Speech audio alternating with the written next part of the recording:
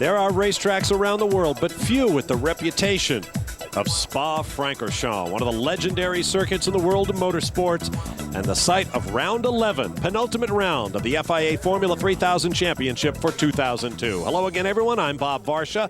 Along with David Hobbs, you see the wet weather treaded Avon tires out on the starting grid because we have very overcast skies and a good chance of rain, although the track is dry right now.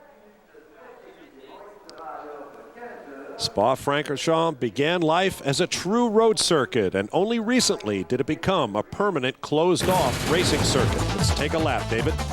Well, as you said, Bob, of course, there are tracks and there are tracks. And this is the one. There's absolutely no doubt about it. From turn one all the way downhill to the bottom of Eau Rouge, then a very blindingly fast uphill turn, all the way up to Lacombe, run along the top of the hill for a few hundred yards, and down from Rivage all the way down to turn 14, which is the lowest part of the track. Then you start the climb back up through Blanchimont, one of the fastest left-hand corners in racing anywhere, through the bus stop chicane and along the top. Just a beautiful circuit, so therefore it's not going to be used next year in the Formula One World Championship. Yes, and that's a story that takes a lot of telling, but it is truly a shame. This is one of the more spectacular vistas in all of motorsports. The field rolling off in front of the massive grandstands built to house the tens of thousands of fans that come here every year for a variety of motorsports events. And there is the view down toward the slightly reprofiled Eau Rouge. In fact, word has it some of the Grand Prix teams think it somehow no longer requires the intestinal fortitude it once did to fly through Eau Rouge. Here's a look at the starting grid. Sixth pole of the year for Sébastien Bourdais, who is second in the championship. Coming into this weekend, he'll start next to the man who is first, Tomás Enga. Antonio Pizzonia with the Petrobras Junior team qualified well on row 2 next to Giorgio Pantano. Bjorn Verdheim and Enrico Toccacello will be on row 3. Back on row 4, Nicolas Chiesa. Remarkable qualifying job for him, starting alongside Mario Haberfeld. And as you take a look through the rest of the grid, you notice those little bits of moisture on the helicopter camera shot, which indicates that we may be seeing moisture before this race even gets underway. It's going to be a real dance with the devil today at Spa-Francorchamps. There you see the cars plunging downhill. That corner we're looking at there is Pouhon, a long, long left-hander. Very, very, very fast exit. One of the most magnificent walking circuits in the world. You can stroll through those forests you see up there at the top of your screen, go from corner to corner, spend an afternoon listening to the sound of racing engines reverberating off the trees here in the Ardennes forest of Belgium. As the field continues to make its way around to the starting grid, we'll take a break. When we come back, we'll have the lights get the 11th round of the FIA Formula 3000 Championship underway.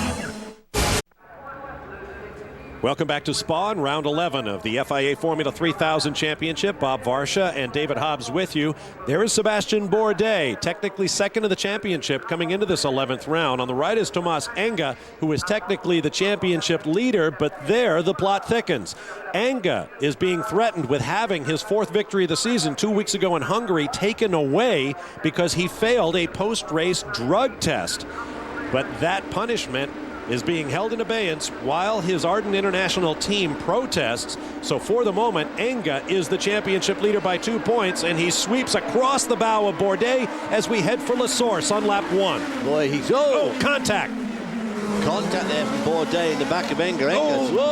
Pizzonia's around backwards in the Petrobras car. Mario Haberfeld is backwards in the white Astro Mega machine. His teammate, Rob Nguyen, and a host of others. Rodrigo Sperafico in there. Tony Schmidt, Ted Bjork, and one other car. I didn't quite catch it. Meanwhile, the race leaders continue on their way. Sébastien Bourdais made a poor start there, got out, fumbled by Enga, and that also allowed Pantano through as well. There is Thiago Montero, Bourdais' teammate. He was the other car involved at La Source. A couple of cars are able to get back underway. There's Rod Sperafico, who appears to be none the worse for wear. Meanwhile, back up front, there is Bourdais. How much damage did he suffer running into the back of Tomás Enga at the start? Plunging downhill towards Pouhon.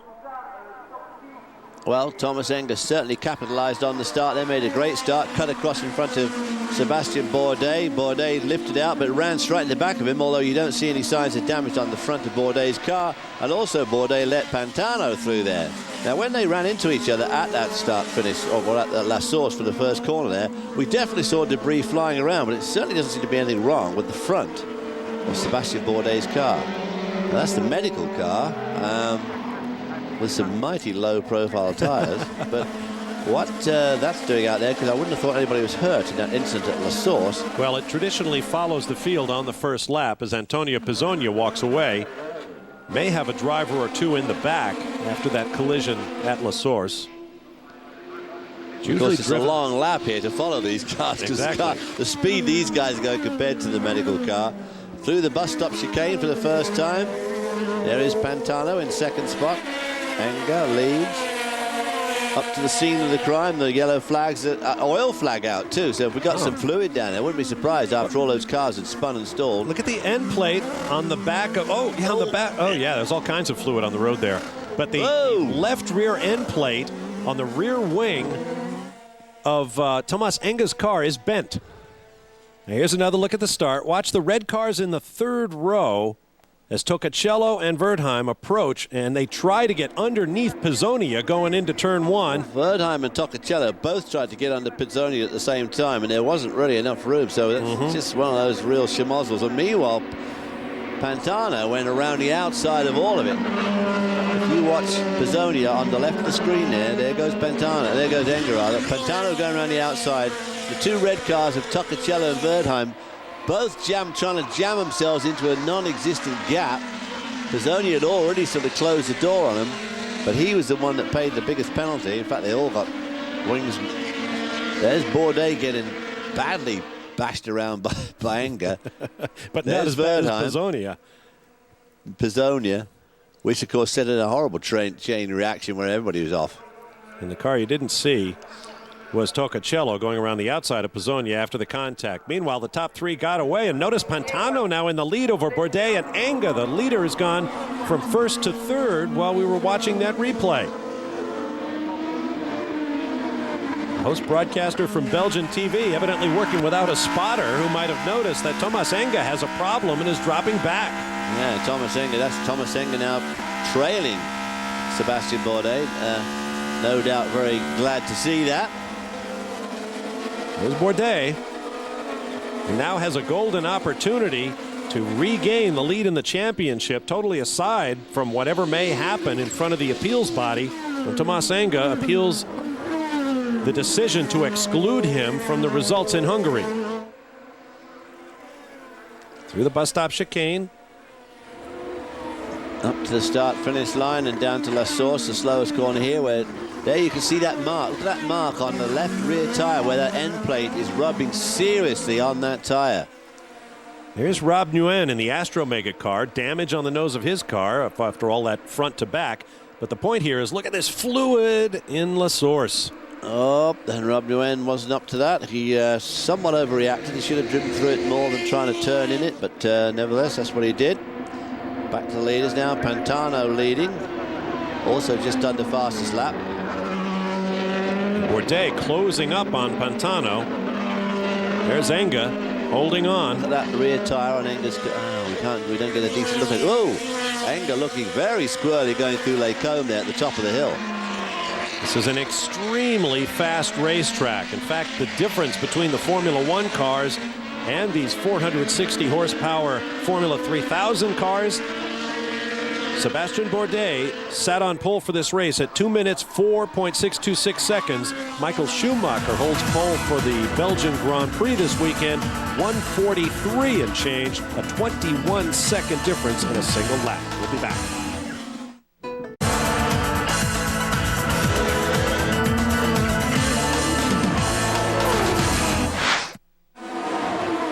Welcome back to Spa-Francorchamps and the next to last round of the FIA Formula 3000 International Championship. Red car, the Coloni of Giorgio Pantano of Italy, being chased hard by the blue and yellow machine of Sebastian Bourdais for the lead. Down to one of the most daunting corners in all of Formula One. The downhill cars bottom out as they just absolutely pressurize through the floor and immediately change direction and go uphill and swerve to the right and then the left right at the top when the cars are getting light. They've given them a lot more runoff area now. Look at Bourdais now all over Pantano as they go into Lake Combe at the top of the hill. Clouds looking pretty forbidding over the distance there, over the distant hills, but Bourdais really coming to grips now with Pantano. Through the Malmedy corner and the plunge down to Rivage. It's long right-hander. Real understeer Rivage because it's such a downhill tilt to it. This left-hander that takes us onto the straight going down to Pouhon. Pouhon the quickest corner here. Long, look at it, nearly 180 degrees. Terrific tyre wear and neck stretcher, and puts a lot of heat in the outside tyres. That red car in front is Toccacello, who's really a lap down. A little bit of tire smoke for the right rear of Pantano's car, and Bourdais on him immediately. This is Fagna coming down to Stavolo. This is the lowest point of the track, locking him up again. Rejoining the Stavolo Road. Watch off to the right. Right there. That's where the old Stavolo Road. There, the original Spa-Francorchamps circuit. Much longer, about twice as long as its current 4-mile length. Exactly. The old track was just over 9, and you went right down to the village of Stavolo, which that corner is named after, which is actually another couple of miles further down the road. Look at this, Bourdais really giving him a hard time now, coming into the bus stop chicane. Bus stop chicane is a sort of overtaking spot, potential one, but this is the best one coming up into Stavolo, into La Source. Pantano making sure he's got the wide line there. How's that fluid looking? It's going away now. And plunging back down to Eau Rouge, red water. The secondary pits on the right. Lovely little cafe off to the right here, but no time to look at that right now. As we go back up over the top of the hill and on up the Kemmel Straight. This is very, very strongly uphill along here. Bourdais coming out of the slipstream a bit early, I would have thought there. Trying to go around the hard way into Lake Combe. Right there at the end of the Kemmel Straight was the scene of that incredible pass that Mika Hakkinen tossed on Michael Schumacher. They split. Ricardo Zonta, I believe it was. Poor old Ricardo Zonta, wonder what on earth had happened. It's down to Rivage. The pass of the decade, probably. Yeah, I would say so. Once again, departing from the old circuit and into this new circuit. Well, not new. It's been here for many years since the circuit was shortened. This was the original part of the circuit added that was not a part of the public roads. Everything else was public roads here between the villages of Malmedy, Stavolo, Spa, and Francorchamps.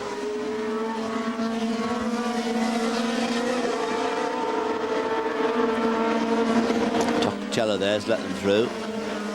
Now the entire circuit is enclosed. No longer is any of it public roads. When I first came here, you could drive down long sections of what is now the racetrack in your streetcar.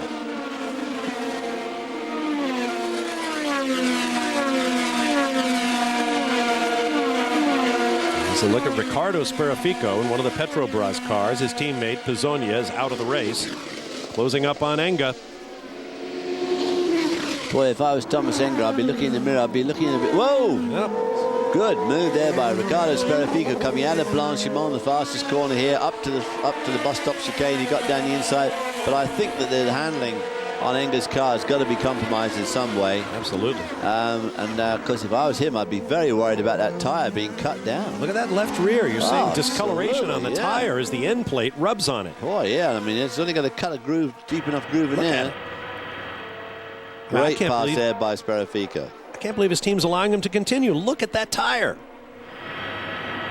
Wow. So if that gives away up here, that will be very unpleasant happening. Big problem. Pantano leads Bourdais and Sperafico. Enga now in fourth. We'll be back in a moment to Belgium. Crossing the start-finish line on the legendary Spa-Francorchamps circuit, Giorgio Pantano of Italy and the Coloni team leads Sébastien Bourdais in round 11 of the FIA Formula 3000 Championship. Now here is a look at the rear of Thomas Enge's car. We've been talking about the damage to that left rear tire by that bent rear wing end plate. You saw it right there.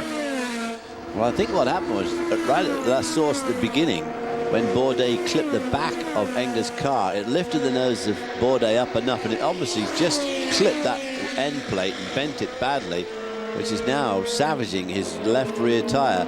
I can't imagine that would actually slow him up much, but it would certainly give him pause for thought looking in the mirror and seeing that nasty gouge appearing in the middle of his tire. On board with Sébastien Bourdais. Down into Rivage, you can see it putting in a lot of input there, steering input. Still going downhill. And you see that end plate. That's through Eau Rouge. Sort of place where you don't want to be seeing stuff like that. Ooh, close moment there. That's Nicholas Chiesa in the PSM. Passing going Patrick around the outside of Patrick Freisacker. Patrick Freisacker scored quite a few points this year. Nicholas Chiesa hasn't scored any points. Good pass there by Nicholas Chiesa. That was a very brave little number he's doing there. Oh, big lockup there.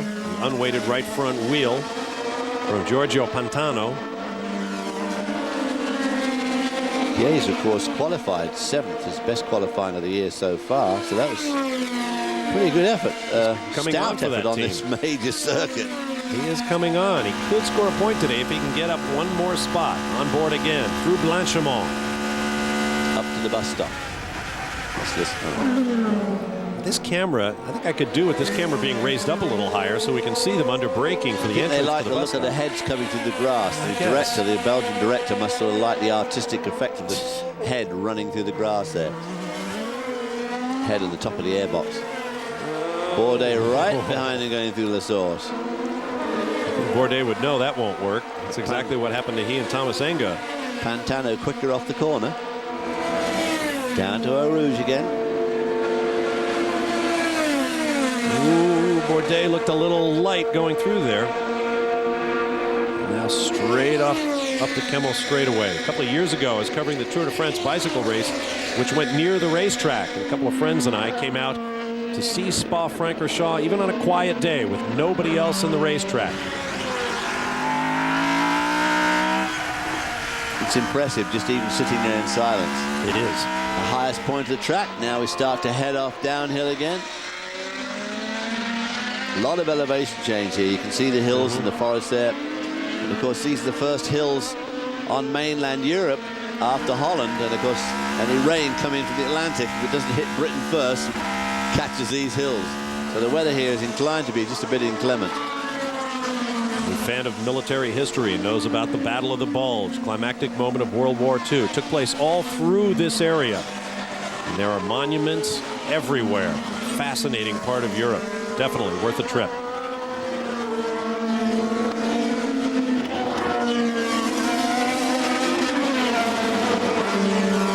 That FFSA on the side pods of Bourdais' car. That's the French National Racing Federation. Very supportive of young French drivers. In fact, they entered a car in last year's 24 Hours of Le Mans, specifically for a young team of young French drivers. What have we here? I think that's the bottom of the car there, scraping as he goes through Eau Rouge, because there's terrific downforce going through Eau Rouge. Now picture footage from the back of Pantano's car. Coming up to the start, over the start finish line, up to La Source. 460 horsepower from the Zytec V8 engines. All the cars are Lola chassis. All the tires are spec Avons. Must be something starting a race from this secondary starting grid. Steeply downhill. You need about 4 different feet to hold clutch and brake and gas and everything else. And over, heading up the Kemmel Straight once again. Pantano leads Bourdais. No one else in sight. We'll be back in a moment. Welcome back. Approaching the halfway mark of round 11 of the FIA International Formula 3000 Championship for 2002. Bob Varsha and David Hobbs with you. In 2003, we'll have the Formula 3000 International Championship coming for you live or same day from each of the Formula One Grand Prix weekends, which is when this championship races with the Grand Prix stars. That mark on Enger's tyre seems to be going away, which would imply that the tyre has worn away the end plate more than the end plate's wearing away the tyre, and there's now a bit of clearance there. Well, it's a hard compound. He's obviously got... Oh, does that looked a bit like the diffuser, the bottom of the chassis there looked like it was loose. That may have got a belt from Sebastian Bourdais at turn 1. Ricardo Sperafico ripping off a tearaway from his visor. Running in third, as you see.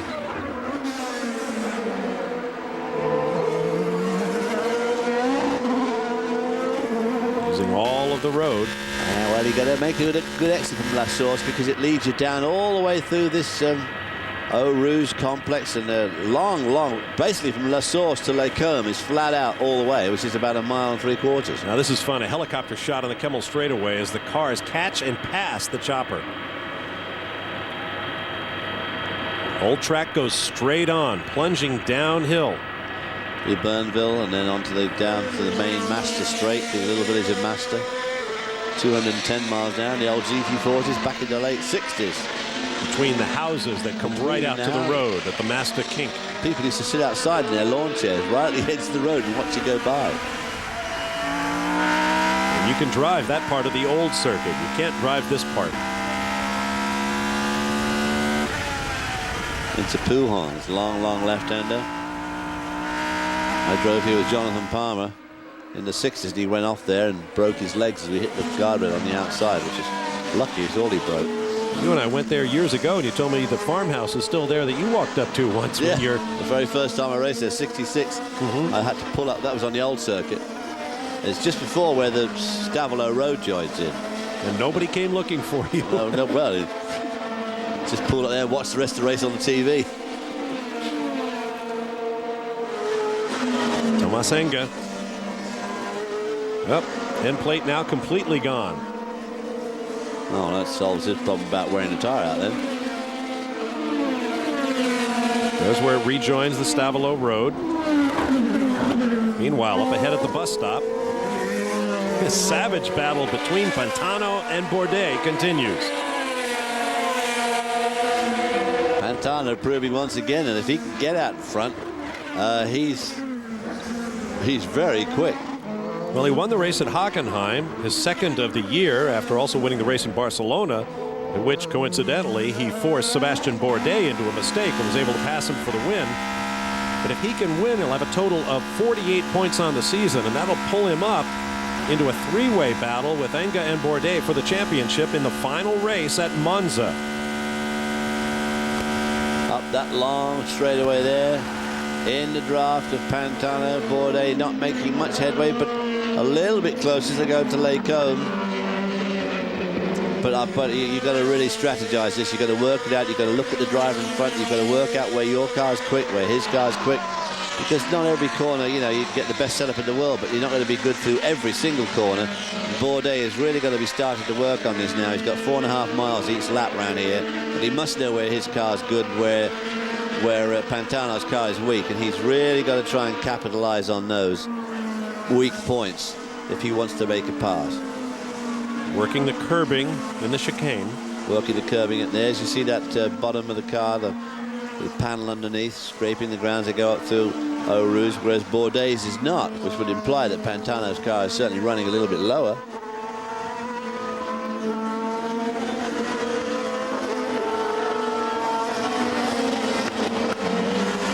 A little over 5 seconds from the second place car of Bourdais back to the third place Sperafico.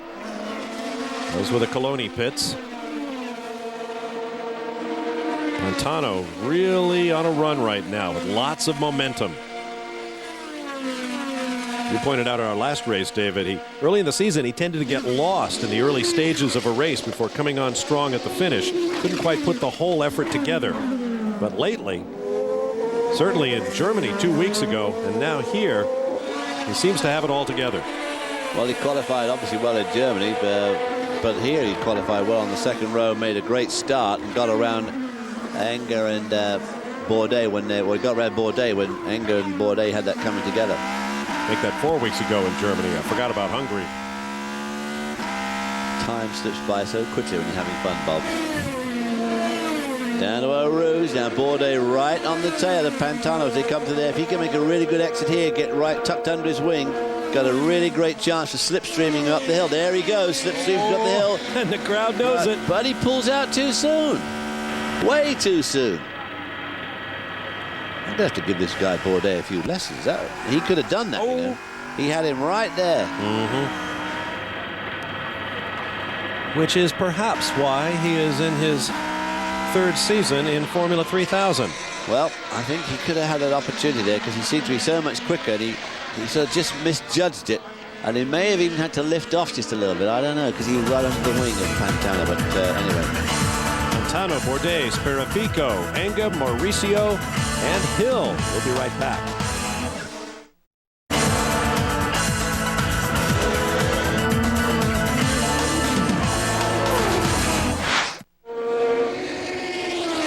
Welcome back to Spa-Francorchamps. On to the Kemmel Straight. Last time by, Sebastian Bourdais in the blue and yellow car was right on the gearbox of race leader Giorgio Pantano, but not this time. Well, now Bourdais needs to be looking at those two cars up front, which is Mario Haberfeld and Rob Nguyen, and he must be thinking out to himself, now maybe an opportunity, because if Pantano has to lift a little bit or just gets caught out, I need to strike while the iron's hot. So he's eyeing that traffic up now. You heard me correctly as we went to break. Derek Hill from the United States, son of 61 world champion Phil Hill, is in 6th place. In a limited appearance schedule this year with the Durango Formula team, he is in position to pick up his first championship point of the year. Oh, Pantano gets by Nguyen there right before they get to Fagna and Bourdais. So Nguyen really gave them a good chance there, an opportunity. Now Mario Haberfeld's in front. He's a bit quicker than Nguyen. He may not be quite so easy to get by. They're going to catch him by the chicane, I would think. As you look at Ricardo Sperafico, running in 3rd, but well behind this battle for the lead. That's what they call the unexpected camera cut.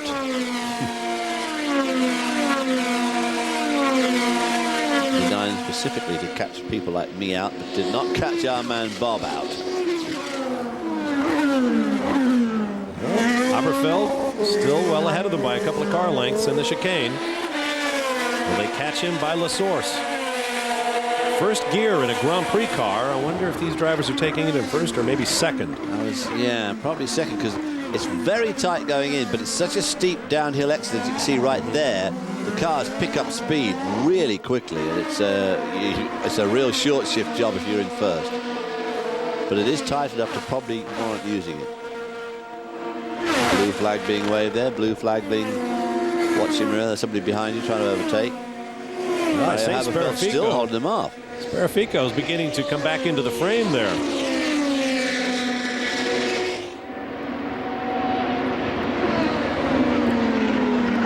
Now they go by Haberfeld. Sperafico indeed is right behind Haberfeld now. Saw drops of moisture on that camera. Yeah, and they're seeing it on their visors, thinking, uh-oh, don't rain now.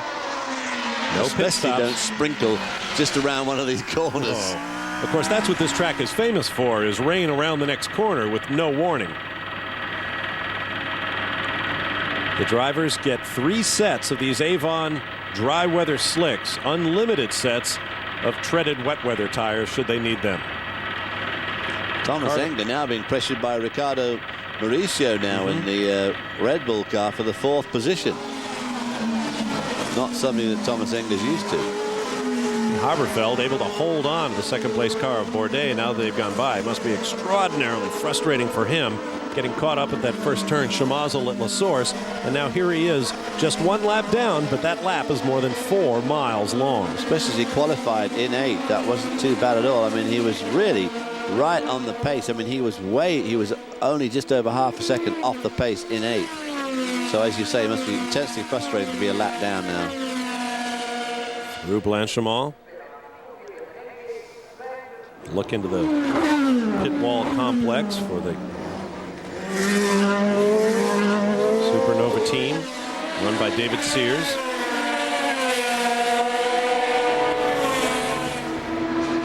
Most of the Formula 3000 teams, like the Grand Prix teams, based in England, Here's a pretty lurid slide by Tomas Enga. And now on board, looking into the eyes of the man. Here comes Eau Rouge. Just look at how the scenery changes. Oh, yeah. And there's the helicopter you were talking about, which they're going faster than. Up the Kimmel Straight. It's almost like one of those simulators. It is. Slash across the front of Bourdais. Ricardo Speraffico not that far behind these guys. No, he's 2 1/4 seconds. He's definitely there he is, closing. right there. I told you earlier, I went to the racetrack when it was quiet one summer, stood behind the fence there at Lacombe, looked down at my feet. There were little bits of racing cars, fiberglass, carbon fiber, what have you. Just like an inexpensive maid, just sweeps it all under the rug, doesn't cart it away. This place some is of those majestic. bits of racing car, those shards of Kevlar and carbon fiber are very sharp. Probably a little of it. Some of it's dropped by my car. Exactly. Should have taken home a few souvenirs.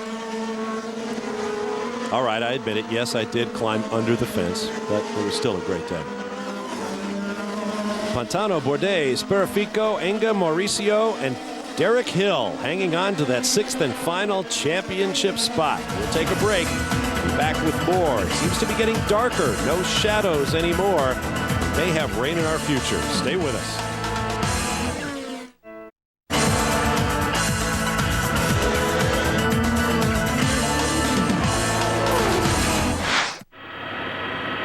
Welcome back to Spa-Francorchamps, working lap number 18 of 22. Giorgio Pantano, with whom you ride, still holding off Sébastien Bourdais for 2nd place, and Ricardo Speraffico and the Petrobras Junior team in 3rd, closing up on the Frenchman. Which must be concerning to Sebastian, because obviously we've got this threat of Thomas Enga having his points taken away from the race before, which would obviously help Sébastien Bourdais enormously, but he certainly doesn't want Ricardo Speraffico coming up and taking any more points away from him than he could possibly lose at the moment. So obviously he wants to get around in front of Pantano and try and make sure that he really does have a hold on this championship. At the beginning of the year, he looked pretty much invincible. On the pole, led in Brazil until he had a flat tire, let him down. He scored no points there at all. And then the next 3 races, he was on the pole at all of those as well, looking very strong. He could have 5 victories now, at least 5. Right now he has 3. Giorgio Pantano looking for his 3rd of the year.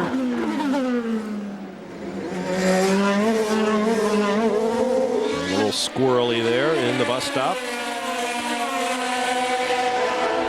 Now Ricardo Speraffico is right there behind Bourdais. The top 3 all now in your picture, nose to tail. Oh, close together around La Source. What a great shot that was.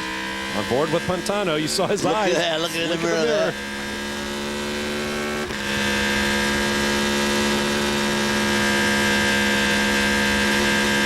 He's not lifting there, but as the car gets ground into that La Source, that Eau Rouge, it just takes the power away from the car, the uphill climb and the cornering. The rolling resistance goes up enormously just for a few, split second there. Once more through Lacombe. And Malmedy.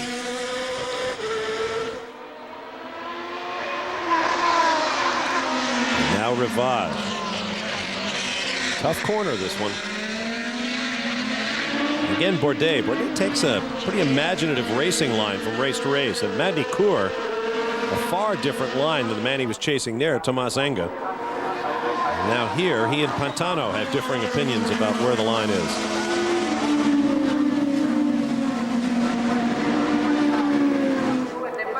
The Coloni team.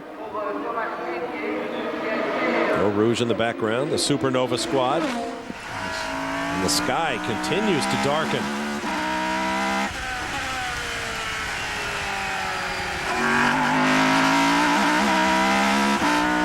Sébastien Bourdais definitely looking, got one eye on the mirror and one eye on the front here, watching Ricardo Speraffico come up on him, which would certainly imply that the Coloni car of Pantano is just running a tad off the pace. It's just that Bourdais can't get by.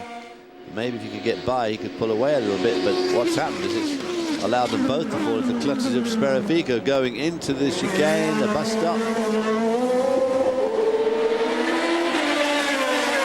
This is where Speraffico speared past Thomas Enger earlier in the race, because Enger, we think, has got a bit of a handling problem, but nevertheless he whistled by going into the bus stop.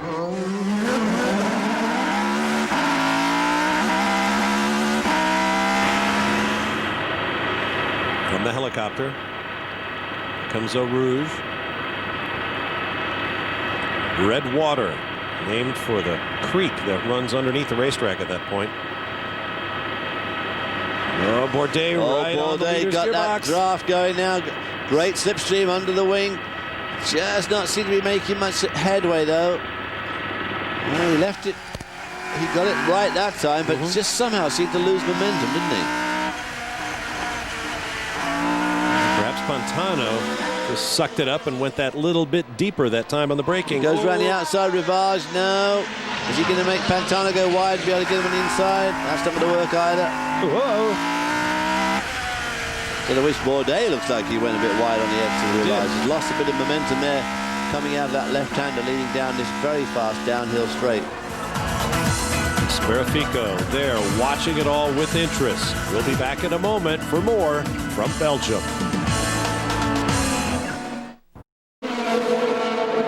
Welcome back to round 11 of the FIA Formula 3000 Championship. The battle for the top three heating up with barely over 2 laps to go in the race. Giorgio Pantano in the red Coloni chassis leading this man, Sebastian Bourdais, and the man just behind him is Riccardo Speraffico getting sideways there. Yeah, Speraffico coming out of the bus stop chicane, went in too quick, got a little bit loose on the exit there, right in the middle of it.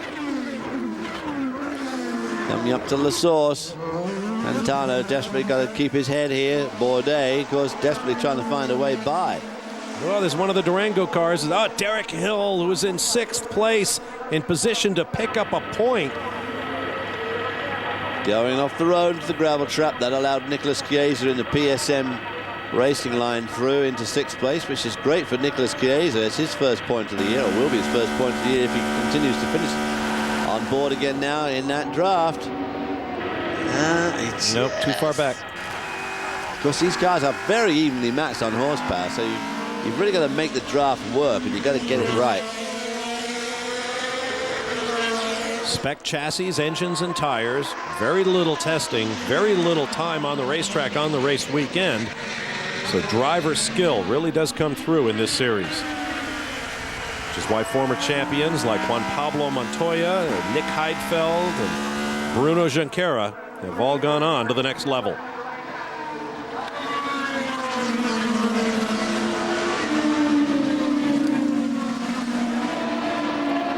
You don't need that graphic to tell you that Pantano and Bourdais and Speraffico are very close together. 1 lap to go. Next time past the flag. Because 1 lap at Spa is very different to, say, 1 lap at Hungary. Hungary, you got 14 corners in just over 2.5 miles. Here you got 4.5 miles, less corners, but all very fast corners. This is the run up to Blanchimont here. Which was the famous year at the Belgian Formula 1 Grand Prix where there were 4 lead changes on the last lap. Just terrific.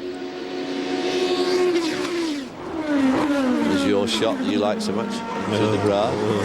Don't get me Boy, started. that's your top 3. It doesn't get much better than that. I mean, it really doesn't get much better than that with the top 3 are that close together. Last lap starting. Here we go. Oh, Bourdais rushes up behind Pantano. Speraffico in replay here. Dirt tracking it. But hanging in.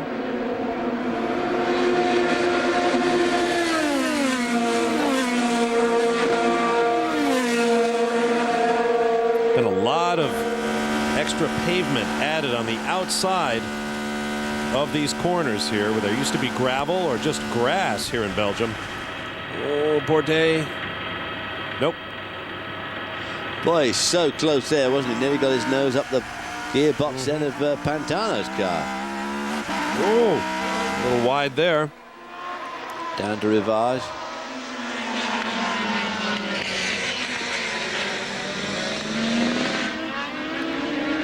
They again taking that wide line.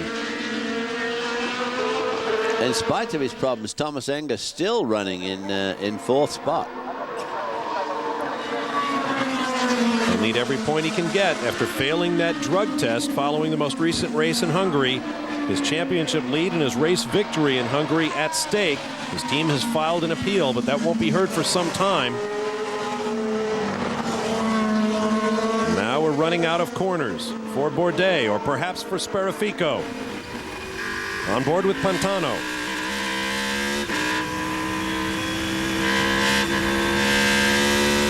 We are down at Davolo.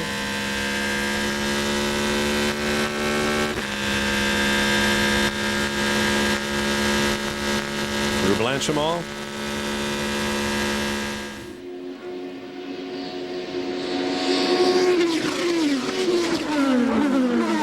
To the bus stop. Everybody keeping it. Whoa! Something flying up there. that? I think it must have been just some debris they picked up. Kicked in the air. I don't think anybody touched anybody else. Flag stand awaits and it waves over Giorgio Pantano's third victory of the year. Sebastian Bourdais second. And some track workers in a hurry to get everybody off the racetrack. They don't want them making a 4-mile lap of honor. We'll be back in just a moment to Parc Fermé in Spa.